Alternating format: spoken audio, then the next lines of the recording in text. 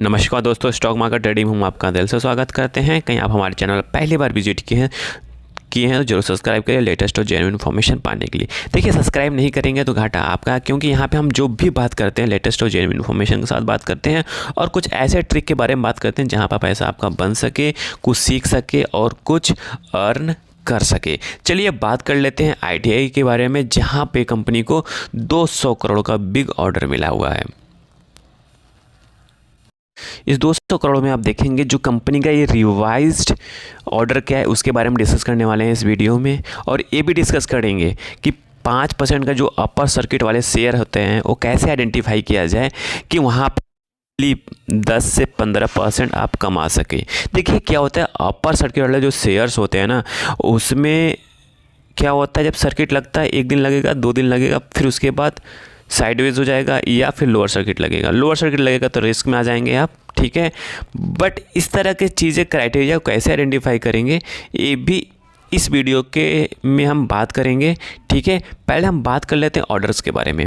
यहाँ पे आप ऑर्डर देखेंगे, इस कंपनी का जो ऑर्डर है वो क्या चीज़ है ऑर्डर में, इसे रिवाइज्ड ऑर्डर कैसे आप मानते हैं। रिवाइज्ड ऑर्डर क्या है, इसमें कंपनी को 22 जुलाई 2024 को ये चीज़ें इन्फॉर्म कर दिया जाता है लेटर के थ्रू, ठीक है, कि आपको जो ऑर्डर प्रोसीडिंग होता है ना स्टॉक एक्सचेंज को, इन्होंने पहले ही चीज़ें यहाँ पे इनको ये ऑर्डर के रूप में मिला हुआ था। बट क्या होता है कि इनका जो ट्रांसफ़र होता है ना वो है रिवाइज्ड। यहाँ पे लिखा है ना, company has receive the revised order from the MRCD stipulating that ITI shall transferring 22.525 acre land from Electricity Bangalore C dot through the sales date the considering 200 crore रुपए, ठीक है।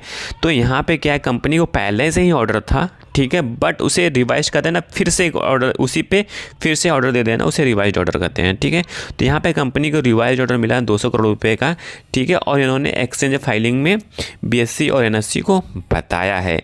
अब चलिए हम बात करेंगे यहाँ पे एक लर्निंग की चीज़ें बात करेंगे यहाँ पे कि हम कैसे सर्किट शेयर को आइडेंटिफाई करेंगे।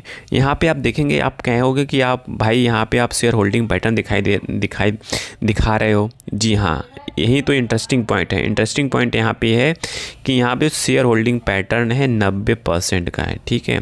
यहाँ पे जो प्रमोटर के पास है 90% के आसपास का शेयर होल्डिंग पैटर्न है। फिर वहीं आप बात करेंगे म्यूचुअल फंड के पास। म्यूचुअल फंड के पास 0.04% है, डोमेस्टिक पार्ट 0.01% है।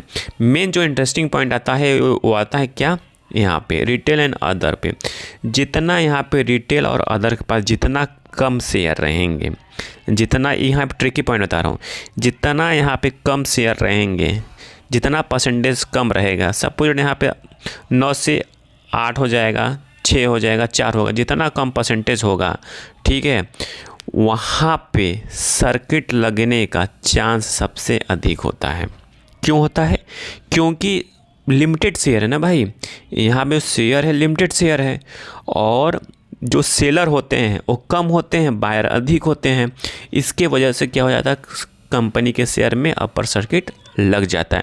जितने शेयर की अवेलेबिलिटी कम रहेगी ट्रेडिंग में, ठीक है, जितना कम शेयर्स रहेगा फ्री में ट्रेड करने के लिए ट्रेडिंग में, ठीक है, वहाँ पे अपर सर्किट लगने का चांस सबसे अधिक होता है। मतलब कि यहाँ पे जितना अदर में पब्लिक के पास जितना कम रहेगा उतना चांस बढ़ जाता है, अधिक चांस बढ़ जाता है अपर सर्किट लगने का। और दूसरी बात, अपर सर्किट वाले शेयर में एक चीज़ का ध्यान दिया जाता है कि जब भी यहाँ पर स्ट्रिक्ट रहना पड़ता है, मतलब अलर्ट रहना पड़ता है कि अपर सर्किट लग रहा है, कहीं टूटा by the chance upper circuit से साइडवेज हुआ या फिर से लोअर सर्किट लगा तो आप फंसने की चांस बढ़ जाती है। उसी पे आपको अलर्ट रहना पड़ेगा, उसी जगह आपको प्रॉफिट बुकिंग करना पड़ेगा। तो अगेन यहाँ पे कोई बाय सेल का रिकमेंडेशंस नहीं है इस शेयर में, जस्ट एजुकेशन पर्पज से इन्फॉर्मेशन दिया जा रहा है। आई थिंक सारी इन्फॉर्मेशन आपको समझ में आ चुकी होगी।